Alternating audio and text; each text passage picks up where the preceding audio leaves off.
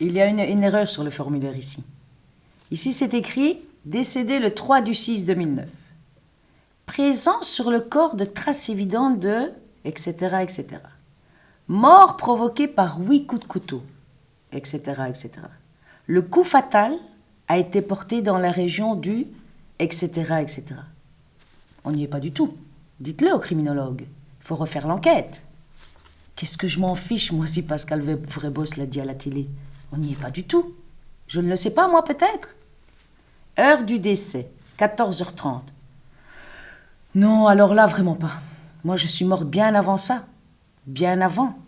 Pour être précis, 6 ans et 1 mois avant ça. En fait, tout de suite après le mariage.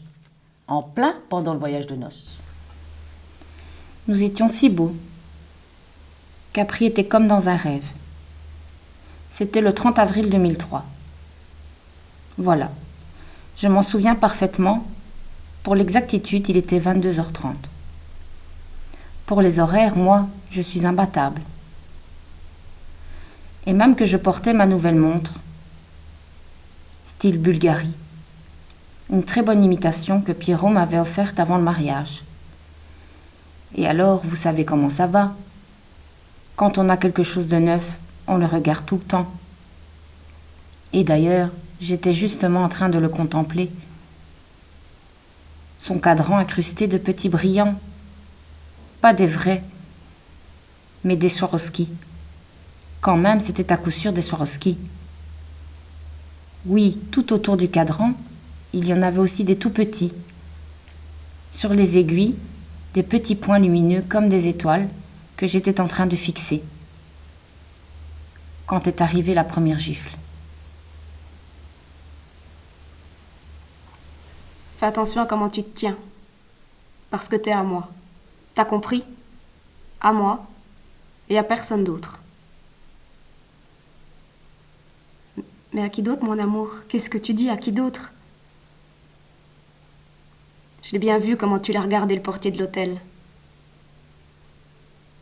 Et v'lan, une autre gifle. T'y as pensé, pas vrai? Si ça se trouve, pendant que je dormais, vous vous amusiez tous les deux. Je l'ai bien vu comment tu le regardais.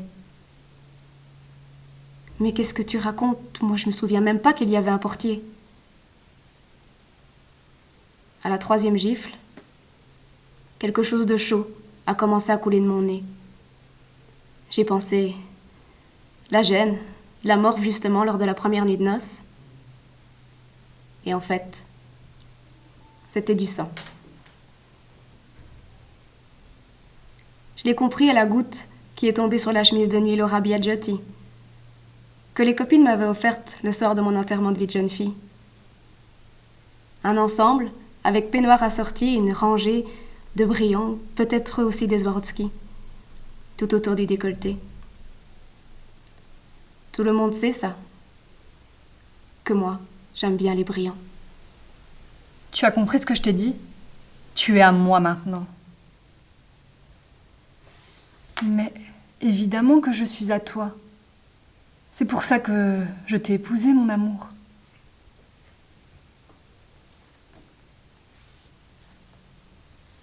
Comment je vais faire pour faire partir le sang sur la soie blanche? À mon avis, ce n'est pas de la soie. Ce n'est pas de la pure soie, non. Il y a sans doute une part de synthétique pour donner ce bel aspect éclatant. Et puis, il fait écrit de ne pas la repasser, donc...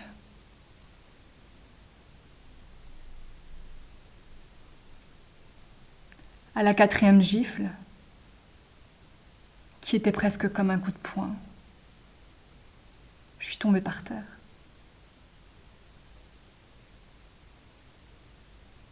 Je crois même que j'ai perdu connaissance quelques minutes. Et j'étais là, au sol, sur le carrelage, le souffle coupé. Mon amour, crois-moi, je n'aime que toi. Je n'aimerai jamais que toi. Je ne te donnerai pas de raison de douter. Et si tu veux, on sortira toujours, et seulement ensemble, toi et moi. Après tout, pourquoi est-ce que j'irais me balader toute seule, moi? Tu as raison. Je ne m'amuse pas sans toi. Je t'aime, mon chéri. Et si tu veux, j'arrêterai même de travailler. De toute façon, c'est qu'un temps partiel, juste pour un peu d'argent pour moi.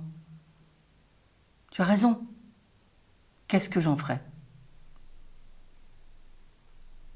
Si j'ai besoin, je te demande à toi. Et de plus, qu'est-ce qu'il me faut? Tu as raison.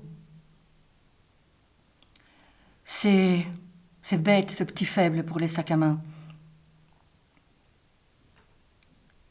À qui je dois plaire maintenant? Qui doit encore me regarder? J'étais très vaniteuse, trop vaniteuse avant de te rencontrer, avant de t'épouser.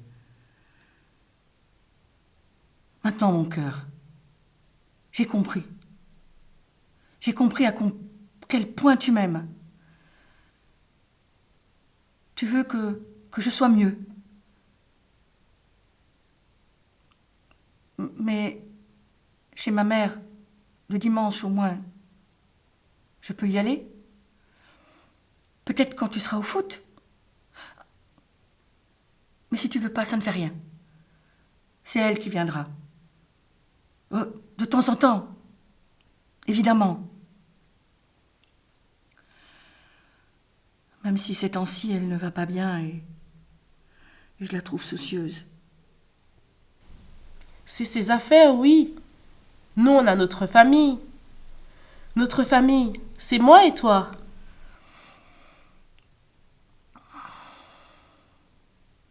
Quand il est revenu du bar du rez-de-chaussée, il sentait le whisky. Bon, je sentais mal les odeurs parce que mon nez avait un peu gonflé. Même si, en le lavant à l'eau froide, avec l'eau froide, j'avais fait partir le sang coagulé. Sur la chemise de nuit, par contre, il était resté une tache, justement sur le devant. J'ai eu beau frotter, il n'y a rien eu à faire. Le sang et le vin rouge, c'est radical. Mais par chance, j'en avais une autre. Moi, sur ces choses, je suis prévoyante. Impossible de me prendre en défaut. J'ai toujours tout en double. Répète. Répète. Ou à moi, ou à personne d'autre.